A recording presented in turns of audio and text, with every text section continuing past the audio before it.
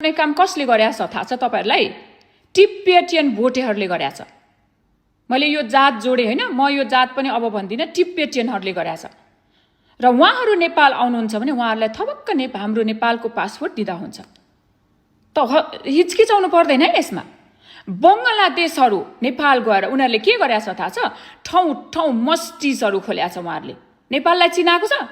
अब हेर्नुहोस्, यही तरिकाले गयो भनेदेखि 30 वर्ष पछाडी नेपालमा हामी सबैले इस्लाम धर्मलाई अंगालो हाल्नुपर्छ।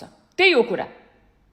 यो भयो धर्मको कुरा। तर मैले भन्न खोजेको कुरा चाहिँ तेन्जिङ शेर्पाले खाली खुट्टाले माथि गएर नेपाल संसारमा चिनाउनु भएको छ। को उहाँ? कहाँबाट आउनु भएको?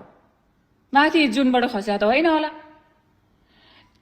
तपाई 4000 5000 माथि जानुहोस्, तपाईलाई तातो पानी कसले दिन्छ? त्यो ठाउँमा अरु जात अरु उहाँहरु त त्यो तिब्बतमा जन्मिनु, उहाँहरुलाई थाहा छ के त्यो ठाउँमा कसरी बाँच्ने। उहाँहरुले सिक्नु भएको छ। त्यो माइनस 30 डिग्रीमा बस्ने कसरी भनेर उहाँहरुले सिक्नु भएको छ। र उहाँहरुले हाम्रो नेपाललाई संसारभरि फेमस गरेर विदेशीहरुलाई पर्फेक्ट सर्भिस दिनु भएको छ। त्यही कारण विदेशीहरु नेपालमा जानुहुन्छ र नेपालको टुरिस्ट बढाउने को सबैभन्दा ठूलो हात टिब्बेटियनहरुको छ। बुद्ध धर्म हाम्रो देउता हैन? हाम्रो देशमा जन्मिनु भएको यत्रो विश्वले मान्छ, किन हामीले उहाँलाई नमान्ने? यसमा कति सारो हेला भएको छ बुद्ध धर्मको। यसो विचार गर्दा त उहाँकै आँसु लाग्यो होला सबैजनालाई। अहिले अब दलाई लामाले उहाँ के अरे इन्डिया गएर अलिअलि फेमस गर्नु भएको छ, फेक न्यूज बुद्ध इन्डियामा जन्मेको भनेर हैन।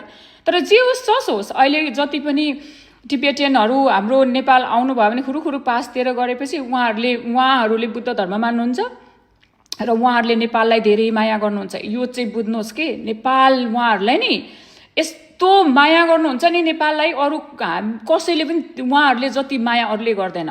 गर्ने भए त त्यो माथि बसिहाल्थ्यो नि अरूहरु पनि। त्यो तल के अरे त्यो तातो कुर्सीमा हैन आनन्दले बसेर भाषण गरे जस्तो हुँदैन त। त्यहाँ माथि त्यहाँ चिसोमा के अरे -30 डिग्रीमा बस्दाखेरि त्यो पनि हिनेर जानुपर्छ कति दिन। कमसे कम अलिकति हैन तपाईहरु पनि बुझ्दिनुहोस् के यसको लागि। त्यसले गर्दाखेरि प्लिज हैन उहाँहरुलाई हामीले रेस्पेक्ट गरौँ, पाहुना एकदम गेस्ट भनेर हामीले मानौँ। किनभने टिब्बेटियनहरुबाट हामीले यो सिक्छौं कि काम गर्ने उहाँहरु जागरिया हुनुहुन्छ, इन्टेलिजेन्ट हुनुहुन्छ। उहाँहरु बसेर खाने मान्छे होइन के। नेपाल सरकारलाई भिख मागेर बाटोमा टिब्बेटियनहरु कोही बाटोमा माग्न बस्याछ भन्नुस्?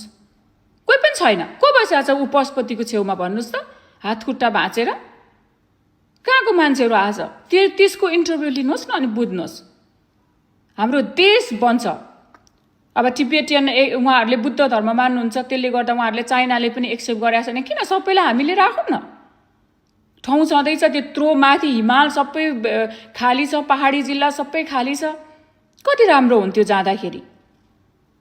शान्त स्वभावको हुनुहुन्छ।